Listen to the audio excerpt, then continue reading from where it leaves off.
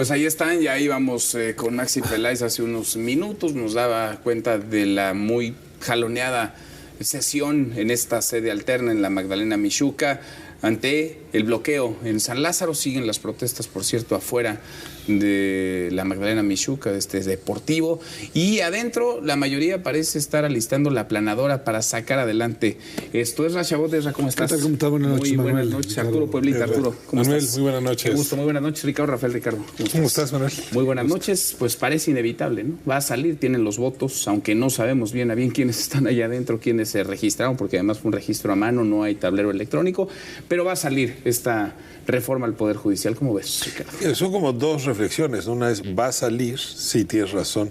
¿Qué va a salir? Eso sí no sé.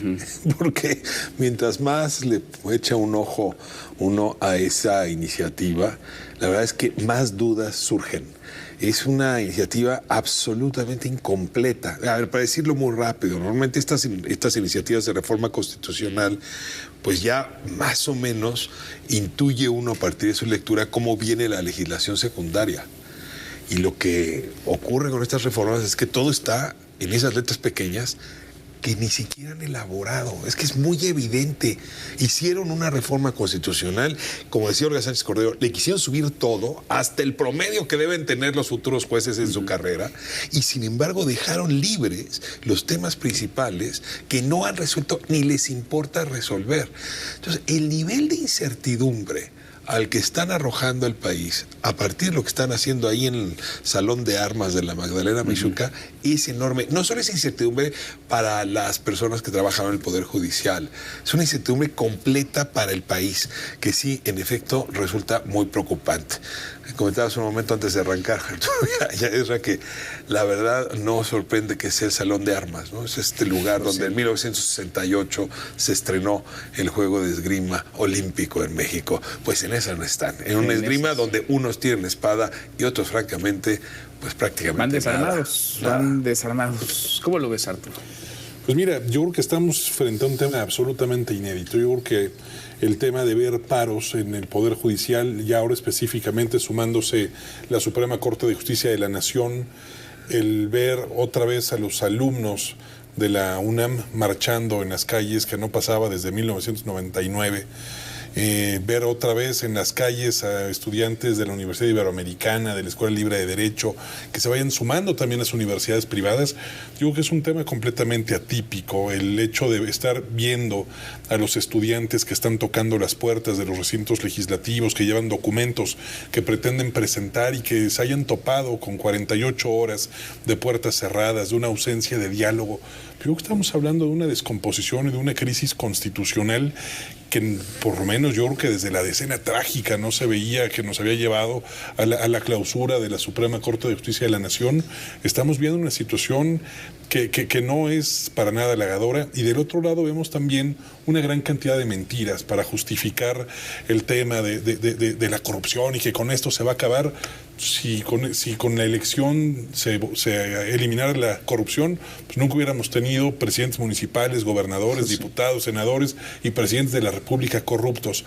Creo que estamos viendo una absoluta fractura del pacto social, y es hacia donde nos estamos encaminando, en una situación que además genera una presión económica terrible. Terrible, con muchos riesgos advertidos, desde hace un buen rato, por muchas voces, muy diversas además. Y suspendieron el partido de los Diablos porque además se fueron ahí a manifestar. Bueno, primero creo que, así como decía Reyes Heroles, en política la forma es fondo. Y cuando uno ve esas escenas ahí en este Palacio de Armas, pues uno entiende... Ya le subiste nivel, ¿eh? Ya. Era sala nada más. Pero bueno, ya va a terminar siendo el Palacio Legislativo de las Armas. De las armas, de quién sabe de quién. Ahorita que habla de San Lázaro, va a decir la sala de San Lázaro. Es un poco lo que está ocurriendo, ¿no? Es que, a ver, hay sillas de un lado, sillas de plástico para sesionar, claro, y del otro un banquetazo que ya se armaron ahí los diputados. Mira, yo creo que, te insisto, esto es parte de este proceso de descomposición social que han descrito y ha descrito aquí tanto Ricardo como él, en algo que me parece que es una situación que se va saliendo de control. O sea, estás en una idea política o ideológica de que ganaste la elección, de que controlas al Instituto Nacional Electoral, que controlas al Tribunal Electoral, y como no hay fuerza que te contenga, pues te sigues. Sí. A ver, la aplanadora que arrasa todo. ¿Hasta dónde? Ahora, ¿cuál es el problema que viene adelante? Ricardo hablaba de las leyes secundarias y creo que esto es fundamental. Yo creo que lo que están armando es un texto que en términos constitucionales vuelva a ser totalmente amorfo. O sea, que diga quién sabe qué cosas, se contradigan unas con otras, quién sabe, y para tratar de convencer a empresarios extranjeros, empresarios nacionales, de sectores sociales, de que en las leyes secundarias se va a componer el amasijo que hicieron ahora. ¿Pero tú crees que les interesa a estas alturas del partido convencer a alguien? No, sí, porque por lo menos considerar a alguien. Probablemente a este bloque junto con el presidente no le interesan, pero a Claudia Sheinbaum sí le interesa, porque de lo contrario lo que va a recibir no es un enorme poder, sino como alguien decía, ahora sí que un veneno que, o sea, este enorme poder es un veneno que termina, pues no matando a los adversarios, sino matándote a ti, porque lo que están haciendo... Y en el arranque, además. Es prácticamente amarrarle las manos a la próxima presidenta y decirle, pues no va a haber mecanismo alguno para el que pueda operar políticamente, porque este juego de quién elige a los jueces, cómo eligen a los jueces, es algo que, primero, para procesarlo, pues lo que estás planteando aquí es la destrucción total para reconstruir algo que no sabes qué demonios es. Y creo que esta es la situación por la que una buena parte de la sociedad mexicana vive hoy en esta incertidumbre de ¿y qué demonios va a pasar el 1 de octubre? Ricardo. Sí, a ver, yo me voy a regresar en el tiempo un par de días más y a hablar de lo que ocurrió el domingo. Sí. Y no me refiero tanto al discurso en el Zócalo del presidente, que ya reconoció que en realidad sí exageró con el tema de salud y Dinamarca. Andaba bromeando. Estaba dándonos nota. Muchas gracias, señor presidente. Se la dé a Vicente Serrano y sus amigos. La verdad es que la verdad es que esas exageraciones lo que hace es perder credibilidad, que a estas alturas ya le importa poco porque ya se va. No, en realidad lo que me inquietó mucho fue el estado de ánimo en San Lázaro. O sea, creo que el discurso que da Luis Manuel Alcalde un poco encarna una euforia en la mayoría que deja muchas inquietudes. No parecía secretaria de Gobernación. A ver, claramente se equivocó de tono, claramente asumió ya como presidenta de Morena y habló de esta manera, pero incluso como presidenta de Morena podría haber dicho muchas cosas. No, el tono es el tono eufórico de ella y del conjunto. O sea, no, en ese tono eufórico no cabe nadie más. O sea, hay 44% de la población de este país, que no se nos olvide la cifra, 44% que no puede ser invisibilizada de la noche a la mañana, erradicada, silenciada. En esta euforia, lo que les está ocurriendo es que ese 44% lo están borrando de plano en sus argumentos, en sus convicciones, en sus preocupaciones. Y en efecto coincidiría con Ezra, cuando haces eso, lo que empiezas es a tener una bancada propia que es imparable. No hay manera de ponerle una brida, no hay manera de conducirla. No hay voces sensatas allá adentro. Yo casi te diría que vamos a acabar extrañando a López Obrador en una cosa, que a los suyos ha podido controlarlos, pero estamos viendo la transición entre una Morena muy poderosa y conducida con el liderazgo de López Obrador a una energía metida al acelerador de partículas, imparable e imposible de modular. Y ahí es donde me preocupa mucho lo que decías de Claudia Sheinbaum, porque es una presidenta que se va a dedicar primero a ordenar este ejercicio eufórico de la política que no lleva nada bueno. Nada más una intervención corta. Cuando uno ve a un personaje como Ricardo Monreal argumentar como está argumentando, tú estás prácticamente ¿Estaba argumentando? Sí, bueno. No lo vi argumentar hoy. Bueno, lo vi echar porras. Dicen que hay unos que son capaces de hacer de la estupidez un argumento, pero bueno, eso es, creo, lo que finalmente está planteando. O sea, un Ricardo Monreal que se sale totalmente, ya no digo del tema de derecho, que aquí ellos son los que saben, pero que no tiene ni la decencia, te diría yo, para entender esto, que hay todavía un México que es diferente a un Ricardo Monreal que fue interlocutor con la oposición, etcétera, y lo ves en ese tono hoy de vocero radicalizado de algo que lo único que está generando es un clima de ahí hay muchos hombres y en el Senado también que han ayudado a construir esas instituciones y que han participado de la conformación actual de la Corte, por ejemplo.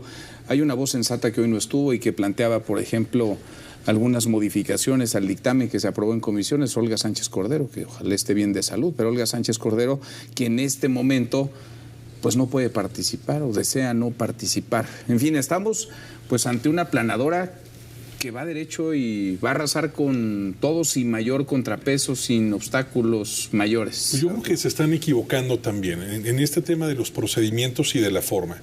Creo que están pecando también en un tema de soberbia.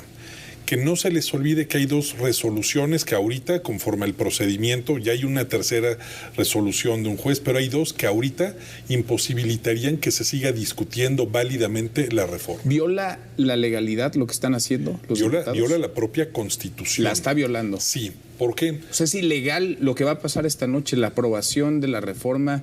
¿Se puede caer? Inconstitucional. Sí se puede caer. Y sí se puede caer, ¿por qué?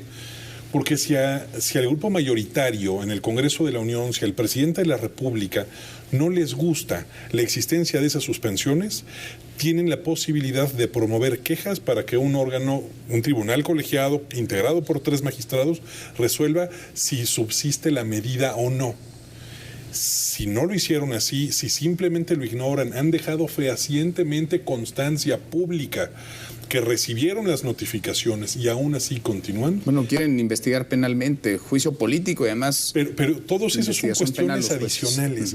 Todo eso es algo que en el momento en el que, considerando que se pudiera llegar a aprobar la reforma en sus términos, habría dejado el camino sembrado con una serie de irregularidades que podrían ser impugnadas. Oye, ¿y quiénes las van a impugnar? Los jueces que van a salir, sí, esos son unos, los ministros que a lo mejor les quedan todavía 5, 6, 7, 8 años en su encargo constitucionalmente conferido y que los estarías quitando, sí, son otros, pero la ciudadanía también. ¿Por qué? Porque la independencia judicial es un derecho humano que tenemos todos y todas en el Estado mexicano para tener tribunales libres e independientes. Y aquí lo que estamos viendo es un movimiento político para aplastar, demoler y desaparecer a un tribunal, a un poder judicial de la Federación, a una Suprema Corte, que lo que le corresponde hacer como órgano constitucional es fungir de contrapeso y servir como dique de contención para los actos del Congreso de la Unión y del Poder Ejecutivo. No es menor eso que dices. ¿Ves alguna resistencia? Vemos a los estudiantes a las afueras, a los trabajadores. Hoy se suman a esta suspensión de labores los ministros, las ministras de la Suprema Corte de Justicia de la Nación. Están también los jueces y magistrados. ¿Quién más resiste? ¿Quién más puede contener esto, Ricardo? No, yo tengo la impresión de que se llegó muy tarde a la confección de la resistencia. En efecto, casi nadie creyó que Morena y sus aliados fueran a tener la mayoría constitucional, y eso hizo que durante la elección, durante el proceso electoral, no se combatiera el plan C con argumentos, no hubiera un debate más importante. Y lo digo también con queja, porque si hubiésemos sabido que íbamos a ir a esta nueva constitución, porque en realidad es una nueva constitución, pues seguramente hubiéramos considerado aquí mismo, hubiéramos debatido de una manera distinta la campaña electoral. Sin embargo, resulta que una elección que era para presidenta, que era para Congreso, se convirtió en un plebiscito por una nueva constitución. Y no tuvimos el tiempo para debatirlo. Y a estas alturas me parece que es muy tarde para las cosas que apenas empiezan a escuchar, ¿no? A ver, el Poder Judicial dice, y tiene razón, nosotros hablamos a través de nuestras sentencias. Así ha sido siempre. No nos pidan que de pronto hagamos política uno, para ir a las campañas y ganar ser juez, pero incluso antes, para sabernos defender frente a una mañanera y un embate bestial de quienes tienen hoy los micrófonos. Entonces tengo la impresión, ¿no?, de que no va a haber resistencia dentro del Congreso, no la va a haber en las calles, más allá de lo que estamos viendo, que son algunos funcionarios del Poder Judicial muy lastimados por lo que está ocurriendo, y donde podría ocurrir la resistencia nos va a provocar una crisis constitucional mayor, porque como dice Arturo, es exactamente lo que se prevé, que puedas tener en efecto una Corte que hoy tendría los 8 ministros necesarios para decir eso es inconstitucional y eso es la desaparición de órganos autónomos. ¿Te imaginas lo que puede ocurrir ahí? No, bueno, ese escenario crisis, vienen varias crisis. Me asusta enormemente. Creo, Ricardo, que la principal resistencia va a ser la que Claudia Sheinbaum pueda generarle. Porque es ¿Tú le estás apostando todo a Claudia Sheinbaum? Es que Ricardo... No hay mayor argumento para pensar hoy que Claudia Sheinbaum esté en contra de un ápice de lo que se va a votar. Estoy totalmente de acuerdo contigo ahorita. No hay indicadores de que haya haber ni ruptura ni cambio, pero es la única resistencia inmediata que puede ser alguien que al tomar el poder entienda que no lo va a poder ejercer con este tipo de mecanismos. A ver, los priistas construyeron alrededor del modelo autoritario un formalismo legal que le dio contenido durante todo el tiempo. No era la democracia, no era la participación, no era el Estado de Derecho como tal, pero había una estructura formal que se fue de una u otra manera moviendo. Y creo que finalmente lo que hoy están haciendo es prácticamente reventar todo lo que se construyó en el priismo, lo que se construyó en la transición democrática y finalmente pues el propio futuro del país. Me quedo con lo que nos decías, Arturo. Es ilegal lo que está ocurriendo esta noche y es inconstitucional lo que se puede aprobar. Es inconstitucional, están cometiendo algunos vicios. La misma reforma como está presentada tiene otros vicios que atentan directamente contra esta independencia judicial. Ya están presentadas solicitudes de medidas cautelares en la Comisión Interamericana de Derechos Humanos. Ese es un camino que se va también más largo. Ha salido también la ONU a través del relator especial de independencia de jueces y magistrados. No les importan demasiado esas voces. No les importa nada esas voces. Pero ni esas ni otras son elementos que se van a poder sumar para una defensa constitucional. Arturo, gracias. Muchas gracias. Serra, gracias. Muchas gracias. Hasta mañana. Pásenla bien.